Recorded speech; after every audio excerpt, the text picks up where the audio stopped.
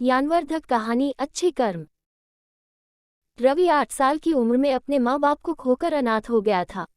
उसको अपना पेट पालने के लिए कुछ काम करने की जरूरत थी। तब वह एक बड़े सेठ के यहाँ काम करने के लिए जाता है, जिसमें उसको गौपालन एवं घर के कुछ छोटे मोटे काम करने को मिल जाता है।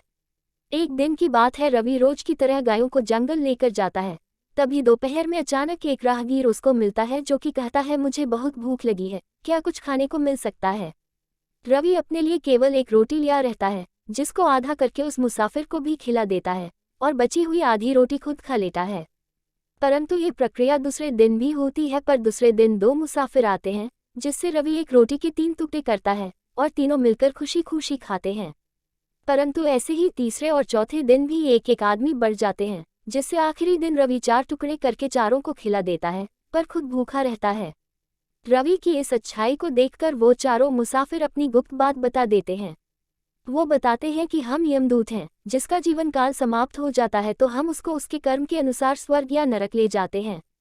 रवि को भी जानने की जिज्ञासा हुई कि मेरा समय कब आएगा। यमदूत बोले, ये बात हम बता नहीं सकते, पर तुम्हारी दया और करुणा भरे स्वभाव के कारण इतना बता रहे हैं कि जब तुम्हारा विवाह होगा उसके बाद तुम मर जाओगे। कुछ वर्ष पश्चात रवि की उम्र विवाह के योग्य हो गई और रवि का विवाह एक सुंदर और सुशील कन्या से हो गया, जिसका नाम माधवी था।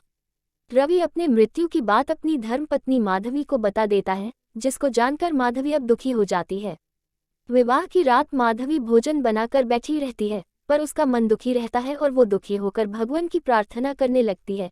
कहती है, हे नारायण, मैंने मन कर्म और वचन से आपका हमेशा ध्यान किया है, पर मेरे पति की मृत्यु आज विवाह की पहली रात को ही हो जाएगी। तभी उसके घर के पास से एक गर्भवती महिला निकलती है, जो कि कहती है कि मुझे बहुत भूख लगी है, कोई कुछ खाने को दे दो। माधवी दुखी बैठी रहती है, फिर भी उस गर्भवती महिला का दुख देखकर उसको भोजन के लिए बुला लेती है। उधर यमराज यमदूत को भेजते हैं कि रवि का समय आ गया है, उसको लेकर आओ।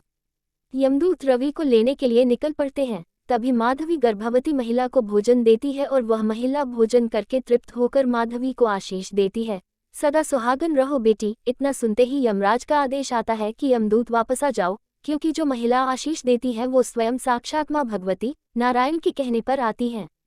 अब रवि की उम्र बढ़ गई तथा रवि और माधवी खुशी खुशी अपना जीवन यापन करने लगे।